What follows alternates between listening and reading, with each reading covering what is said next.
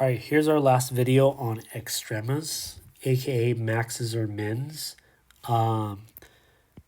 You'll either get an absolute or a local extrema based on the wording. Remember, we went over this in previous videos, but this is kind of like your third opportunity to practice it. Okay, and generally these are a lot more straightforward than the other two with particle motion and accumulation, only because there's less context. Okay, but here we go. Let's go ahead and let's start off with 2011. Okay, in 2011, in part B,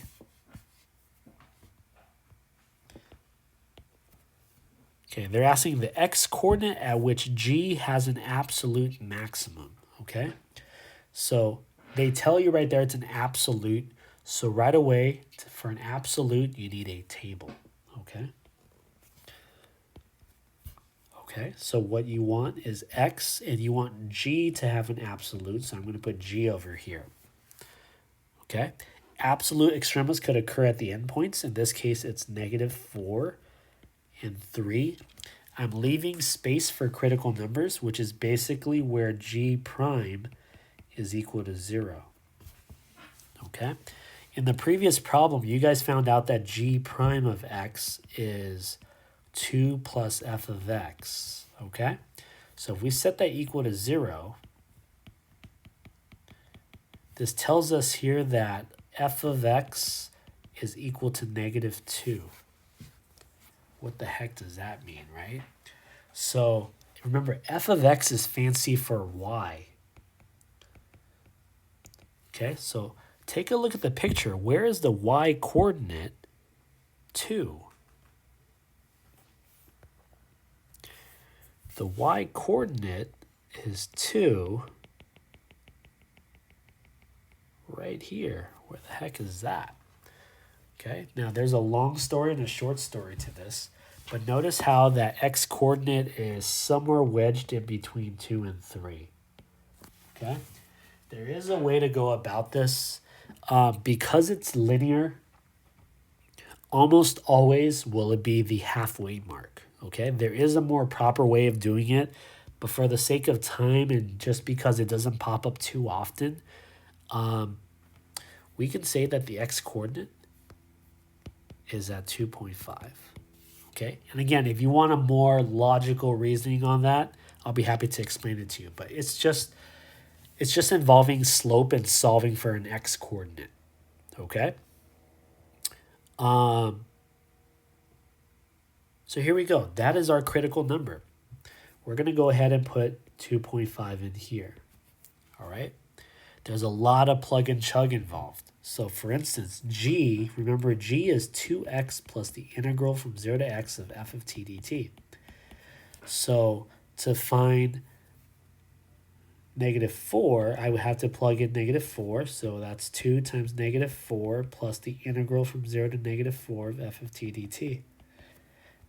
And same thing here, 2.5.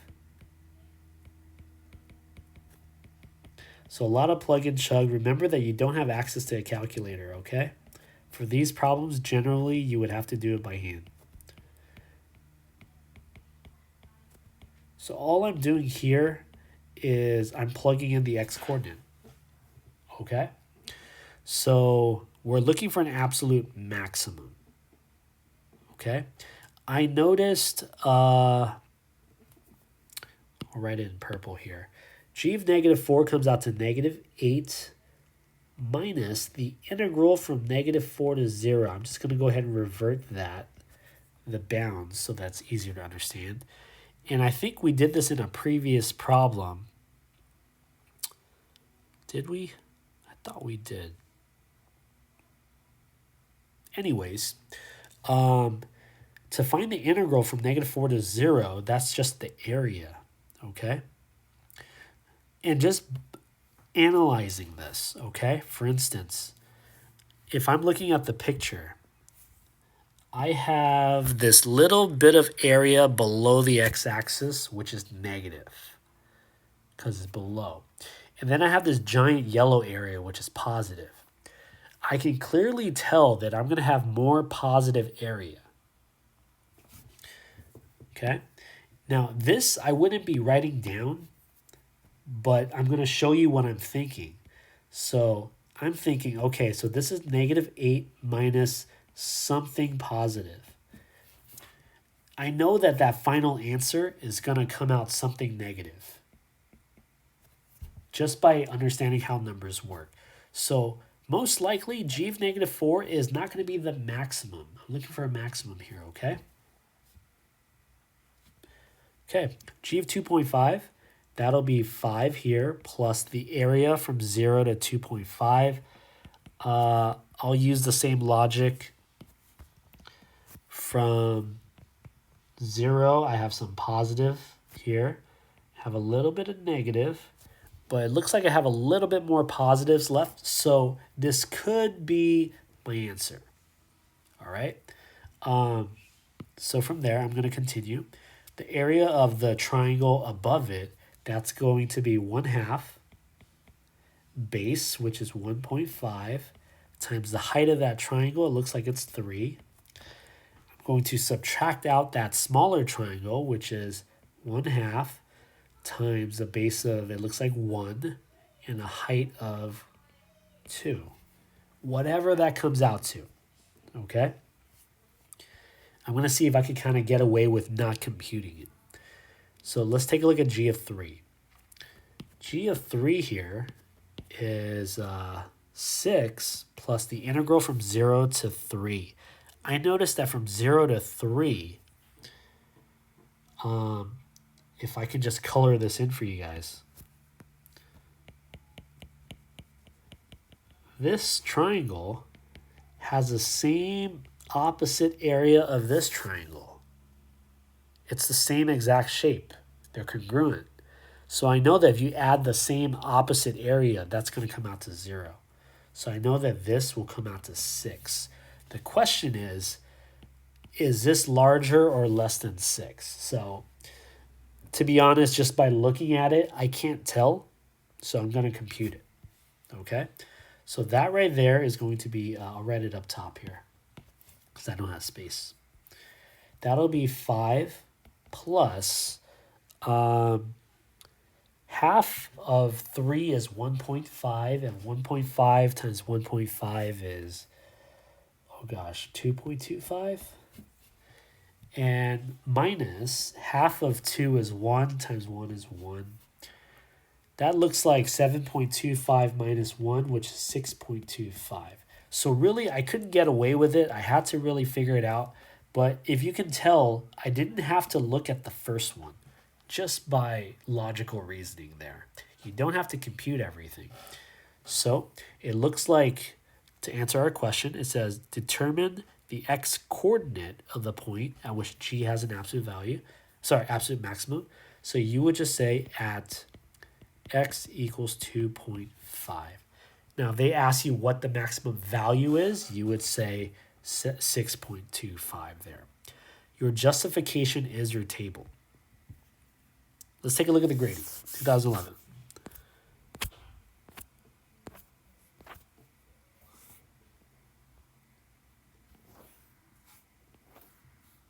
Did I miss it?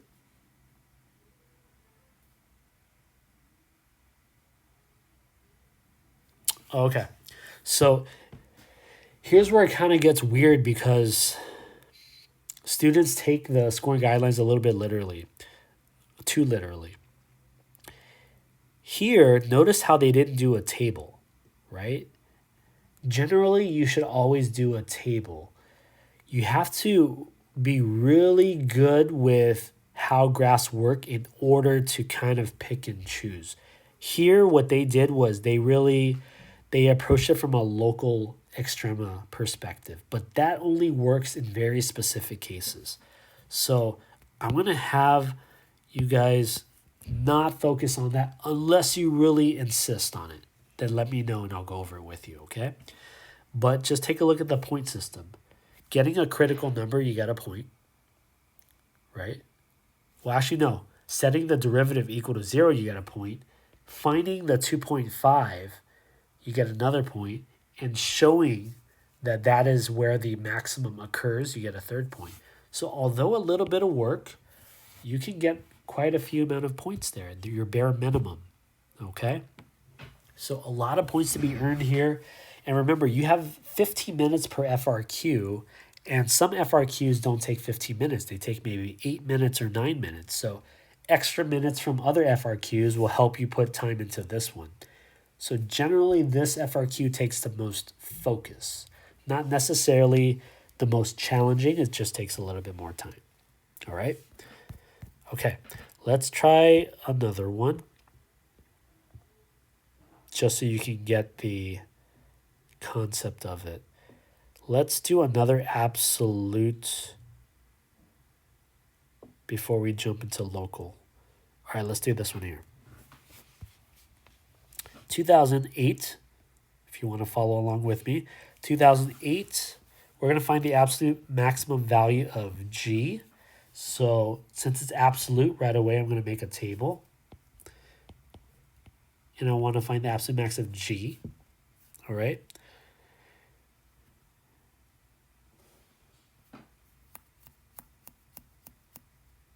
Okay, so absolute maximums can occur at the endpoints. In this case, it's -3 and 7.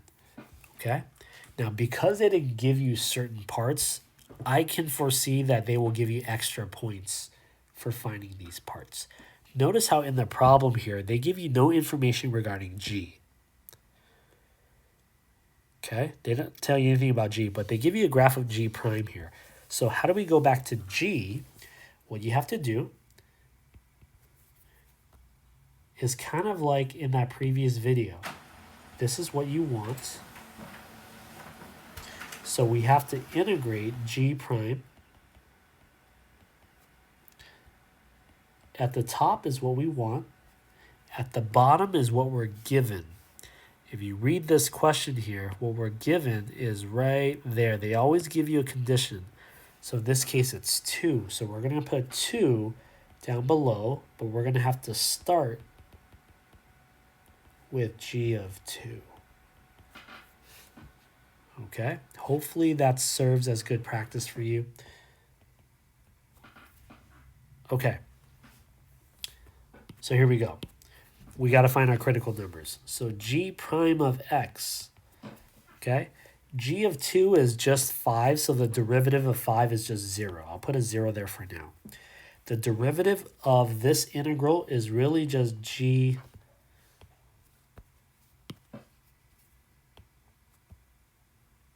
of X. Wait, hang on. G prime of X. Wait, hold up. Oh, come on, Mr. Lee, what's wrong with you? We don't need to do that. It's a lot easier. In here is where the derivative is equal to 0. I forgot that they gave me the graph of G prime. So G prime is 0 at -1, at 2, and at 6. Okay, so I'm going to write that in there. -1, 2, and 6. And here's where it gets interesting. If you have a good understanding of how your graph is working, you could actually reduce down on the work. Okay? For instance, if you take a look at -1, -1, just to give you an understanding, -1, the derivative goes from negative to positive values. That implies here that -1 is a local minimum. I know we're talking about absolute, okay? That is a local minimum. There is no way that a local minimum can be an absolute maximum. So we could actually cross that out. That is not a candidate, okay? And we can use the same logic at 6. 6 goes from negative to positive as well, so we know that this is a local minimum. There's no way that a local minimum could be an absolute maximum. Now, 2 transitions from positive to negative, so that is a local max. So a local max could potentially be an absolute max as well. Okay? Okay.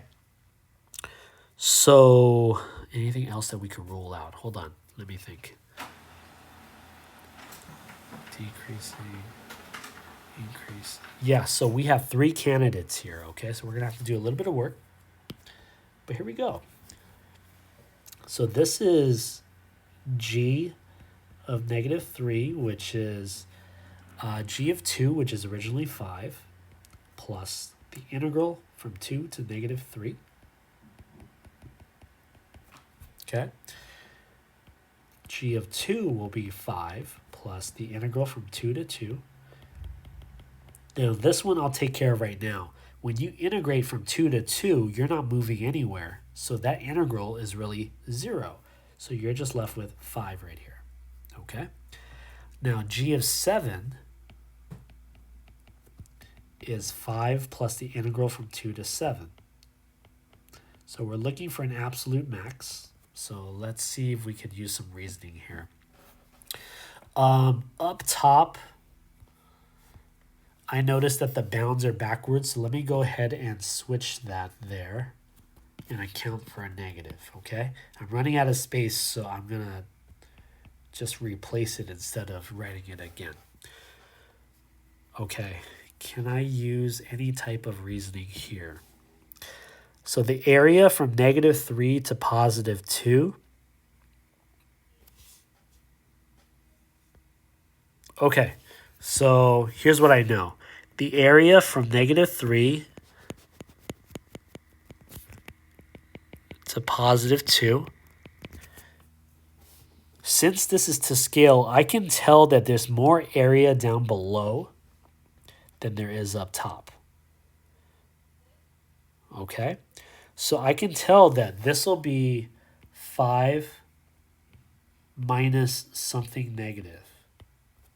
So I know that this is definitely going to be larger than 5. Because 5 minus a negative number turns into a positive, and it'll be larger than 5. So I know that 2 is no longer a candidate. Okay? Let's keep going. G of 7, so if I'm finding the area from 2 to 7, okay. So if you take a look at the area, I'll use a different color here, yellow. If I find the area from 2 all the way to 7, I think you'll agree with me that there's more area below the x-axis, meaning that that area will be something negative. So this will be 5 plus something negative. So I know that that's definitely going to be less than 5, so I know that that won't be it either. So from here, I could say that it's g of -3. Okay? So now all we got to do is kind of answer the question. So let's take a look at what it says. Find the absolute maximum value. Okay? So we actually have to do a little bit of work. Okay? So the absolute, maybe I should use a different color. The absolute max value is going to be 5 minus the area from -3 to 2. So pretty much everything in orange right here. So if you take a look at this left, the triangle furthest to the left, that'll be 1/2. The base looks like it's 2. The height looks like it's 4. Okay, and I'm going to go ahead and put a negative there because it's below the x-axis, okay? And then if I take a look at the second triangle above the x-axis, that looks like the base right there is plus 1/2. The base is 3. And the height looks like it's 1. Okay? And again, you know, that's the absolute maximum value. You don't have to clean it up. Equal is equal there, okay? A lot of analysis, a little bit of analytical work. But there you go. Your justification is your table. All right? How much is this worth? I honestly don't remember, so let's check it out. Was it this one? No, it wasn't this one, right? Wait, was it? No, it wasn't this one. Nope, not this one, not this one. I think it was this one.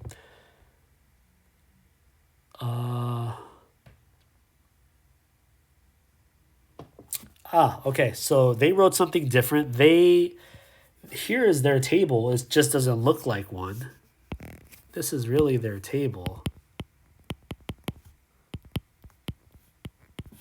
Notice how they ruled out -1 and 6, right? And they kind of explained that there, but really you don't need to do that. Okay? There's no way that local minimums could be absolute maximums. All right?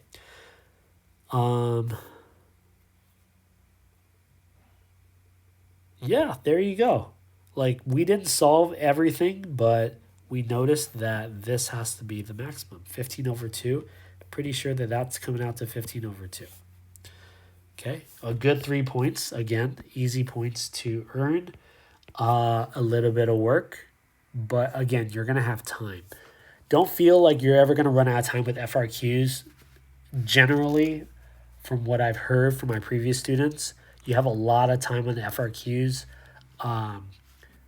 Time feels a little bit shorter with multiple choice, but we'll get to that later. Okay? All right, local. Local is significantly easier in my book. So let's talk about that. Let's find some local ones.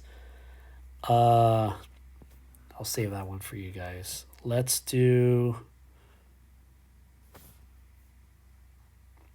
2009. Okay? Part B.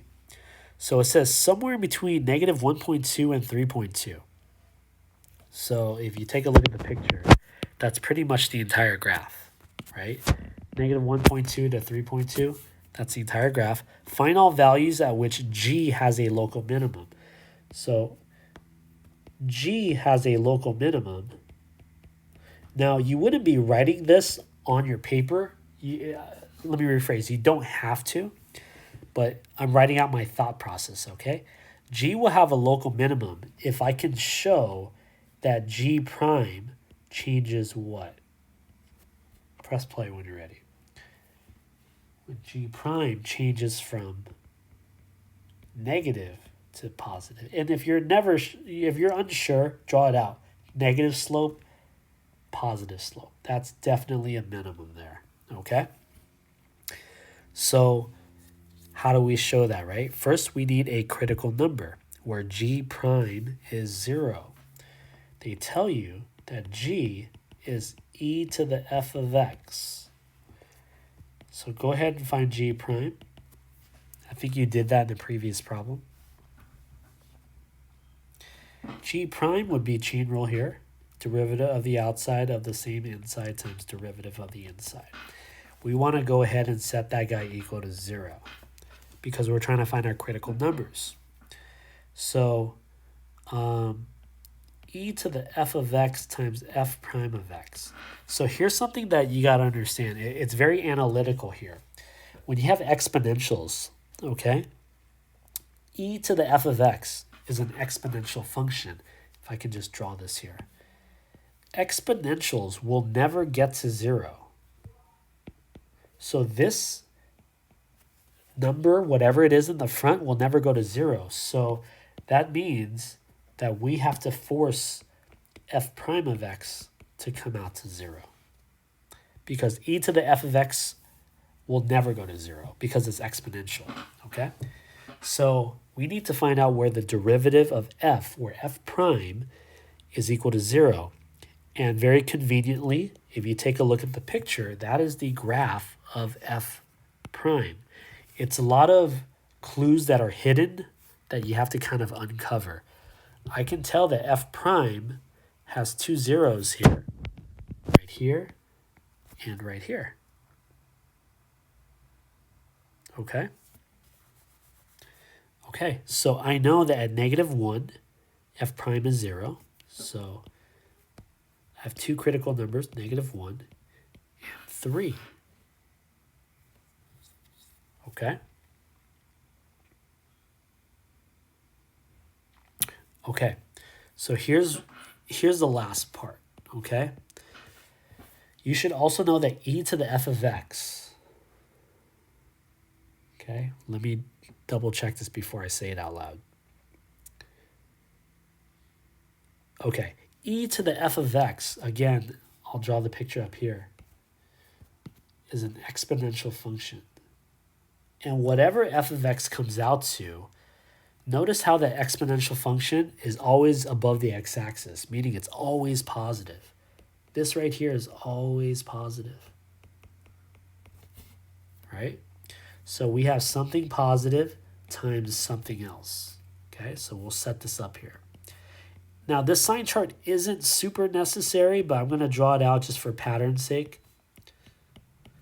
I know that e to the f of x will always come out positive, so I'm going to throw that in there. The derivative, let's say I'm looking at -2, 0, and 4, so I'll start off with -2. F prime of x at -2 or -1.2 looks like it's positive right here. If I could just make a point, it's above the x-axis. So I know that that whole result is going to come out positive. At 0, okay, the derivative is below the x-axis, so I know the derivative is negative. So that'll give me something negative there. And at 4, or in this case 3 point something, it'll be at above the x-axis, so meaning that the derivative will be positive as well, so the result will be positive. So you're trying to find a local max, okay? A local, did I say max? Oh, why did I write, oh, it is local max, but I wrote local minimum here. Why did you guys stop me during my recording? Just kidding. So this is from positive to negative, okay? So where does the derivative change from positive to negative? It's clear that it's right here at x equals -1. So you're going to say, and you have to do this, remember, sign charts don't give you points. You're going to say at x equals -1. I answered it. How do I know that? Since, and I want you guys to try to fill this out and then press play when you're ready, okay? Since g prime changes from positive to negative. Okay. You have to use g prime because that is the overall derivative that you're looking for there. So a lot of analysis, as you can see. Okay, I'm breaking everything down. You don't have to necessarily write all of it down. You'll find out ways to kind of cut corners. But take a look at the score guideline here for 2009. B.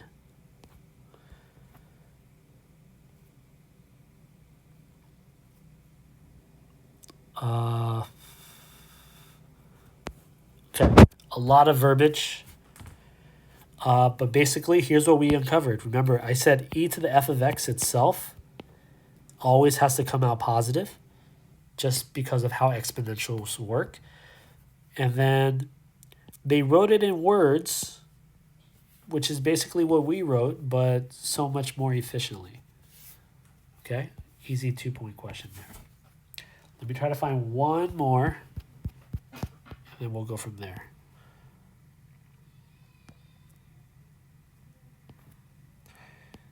Any locals? Let's see. Okay, let's do this one. 2005, Form A. Okay, so they give you a giant table.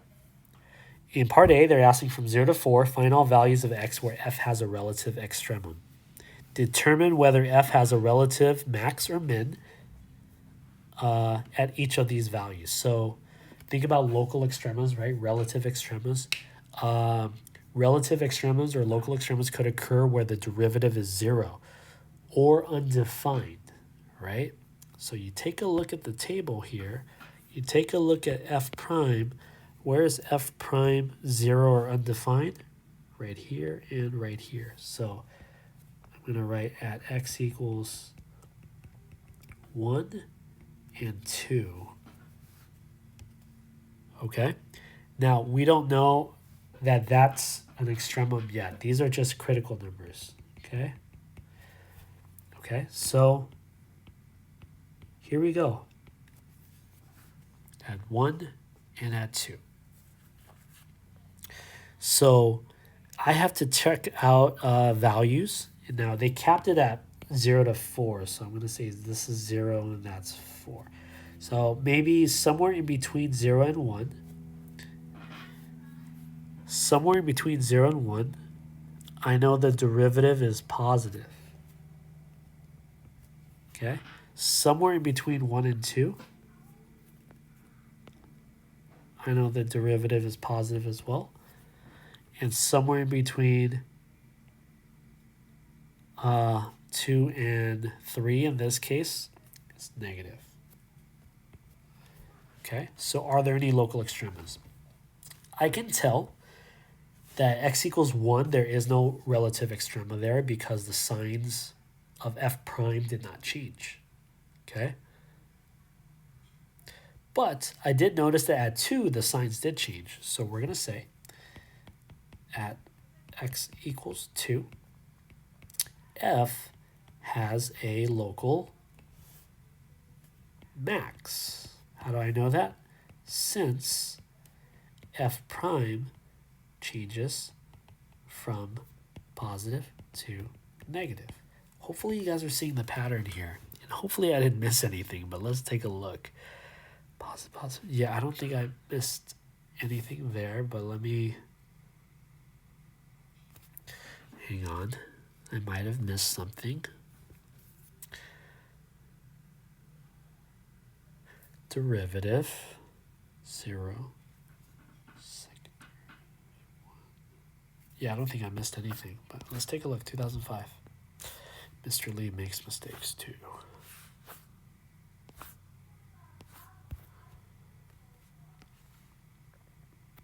Ah, there you go. Mr. Lee is never wrong. Just kidding. There's a relative max or local. You could use either word. Since f prime changes from positive to negative. There you go. Okay, easy 2 points. All right, that should be enough for you to kind of navigate yourself through this, but if you get stuck, just let me know, okay?